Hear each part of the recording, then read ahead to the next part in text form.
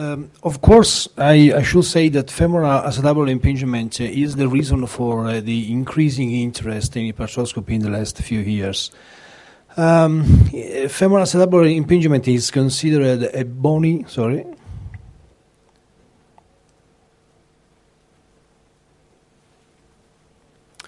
a bony morphologic variant predisposing to the joint to intra-articular pathology that may become symptomatic. Of course, we perfectly know that in every case of femoral acetabular impingement, we have a damage of the labrum and of the cartilage. We must state how much the labrum is damaged and how much the cartilage is damaged, but anyway, we know that they are damaged. So surgical treatment should not only correct the bony deformities, which are the cause of the impingement, but should also address the intra-articular pathology, which is the source of pain. To talk about the chondral defect, we first need a classification and then a localization system. First of all, we used for classification the Outerbridge. The Outerbridge is a classification which was originally used for the knee. It is very well, it described very well the damage of the chondral, the chondral damage, but I noticed that there is a lack. We do not have delamination described in these degrees, in these several degrees. So I took the freedom to call the delamination as grade 5. We start with the grade 2 with the normal cartilage, then we have a softening of the cartilage in grade 1. In grade 2 there is a little bit deepened of the defect, then the defect in grade 2 reach the subchondral bone but do not interest the subchondral bone. The subchondral bone is interested on grade 4.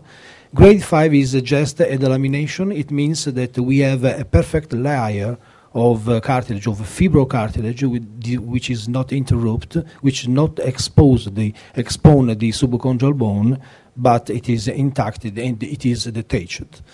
How we see this in arthroscopy? So this is a Outerbridge first degree. We know that the cartilage is just a little bit yellow, and but it is intact. We do not have any exposure of the subchondral bone. In the second degree, when we touch the cartilage, we noticed how it is frail in the surface. Still, the subchondral bone is not exposed, like in these cases. This is a mixture of third and fourth degree, where we see areas where the subchondral bone is exposed and the other which are not are just covered with where the subchondral bone is not interested, is not perforated. The fourth degree, we know that the subchondral bone is exposed and interested by the disease. What about lamination? It was very well described by Professor Ganz. This is an open view of the delamination. Typical arthroscopic signs of delamination is the softening of the tissue and the so-called wave sign. When we touch the cartilage, we know that there is a carpet or wave sign just inside. It means that the cartilage is not attached to the subchondral bone. So in my institution, I carried out, I did a study using this mapping system together with the Istituto Ortopedico Rizzoli of Bologna. These describe the different areas in the acetabulum and on the femoral head. I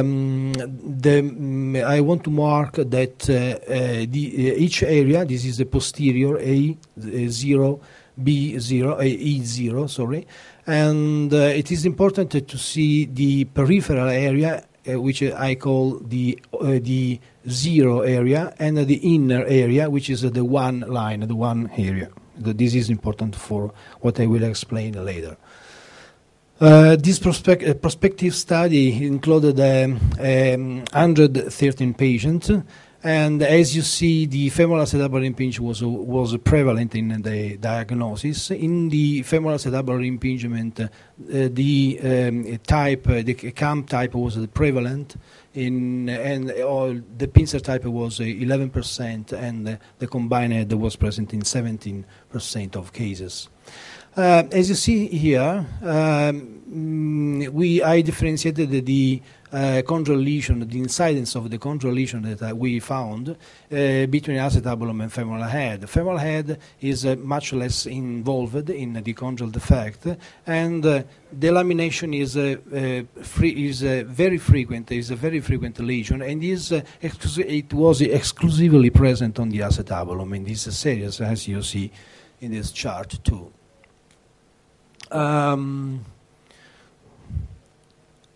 So you see how the chondral lesions are much more present, 93% on the acetabulum and only 41.5% on the femoral head. If we see the location of the chondral lesions, the prevalent area involved is the superior and anterior area, as you see here. Most of the cases are present in the CO, C1, DO, D1 area, as described in this chart, which is the same. But in this chart we notice also how the peripheral area is much more involved with respect to the one line, as I said before.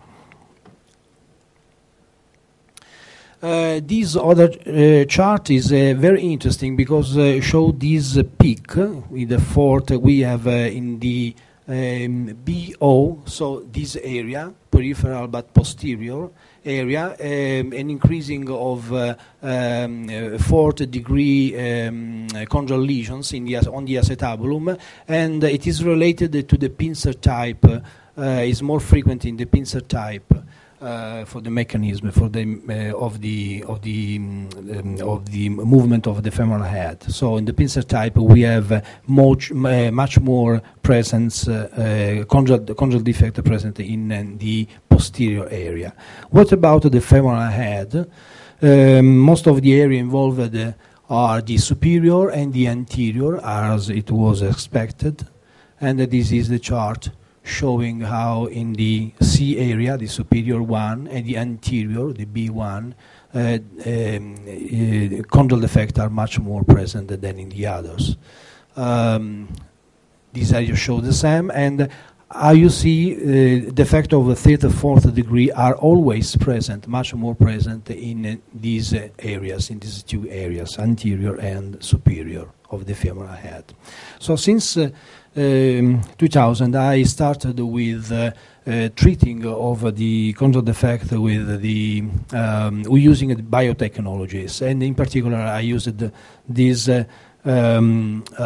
system, which is described as ACI. It means autologous chondrocyte implantation. It means that we use this kind of scaffolds. This was a polymeric and this was a hyaluronic acid scaffold, and the chondrocytes, autologous chondrocytes, are implanted and seeded on this scaffold, and then the scaffold are applied on to cover the defect. So once the defect is localized, then in the first operation, a biopsy is taken from the pulvinar area so that we can have good cartilage and good chondrocytes. These chondrocytes are proceeded and seeded on the membrane. Then later on is in the second step operation is applied to cover the defect. The important thing is in this chart is that I want to point out that all the patients were less than 55 and years old, and the chondral defect were always of 3rd and 4th degree, 2 centimeters square or wider. Results after 5 years of follow-up, I had good results, significantly improved, but there is no difference between the two membranes I used. Then comparing these results with the microfractures, after 5 years we see that how macrofractures is effective until the 2nd year, but later on is decreasing as results. As I said before, the autologous chondrocyte implantation gave me good result, but has several disadvantages. First of all, it is a two-step procedure. We need a good logistic. Planning is difficult. The culture sometimes fail, and I got 27% of a post-operative pain because of inflammatory response to the membrane. So I switched to use another system, which is the AMIC, autologous membrane-induced chondrocytes. It means that first of all, we do debridement. We expose all the subchondral bones, so we do a chondrectomy, and then we do microfractures. We check if microfractures are bleeding. Why? Because the rationale of this procedure of microfractures is that we need that mesenchymal cells or stem cells arrive in this area, in the articular area, just to work, to grow, and to differentiate in chondrocytes. In this procedure, the defect is then covered with a membrane. The membrane is just a vehicle. We need just to stop the cells there, and the membrane is a resorbable one. In 4 or 5 weeks' time, we have no membrane. The membrane is totally resorbed. Using this technique, I treated 86 cases, the same characteristic of the first group, and I compared the results after 4 years, and as you see, results are the same. Again, no difference between the membrane and between the two methods. But the advantages of the AMIC procedure is that it is a one-step procedure. We need no logistics. It is an off-shelf procedure. The planning is much more easy, and the cost is effective. Disadvantages. Timing. Timing is a time-consuming procedure, and it is not an easy procedure to perform. So it is a demanding one. In conclusion, how to treat the chondral lesions? If we have a grade 1 chondral lesion, the debridement is what we can do. Debridement is like to say, I don't know what to do, then I debride. Results about the debridement is quite questionable.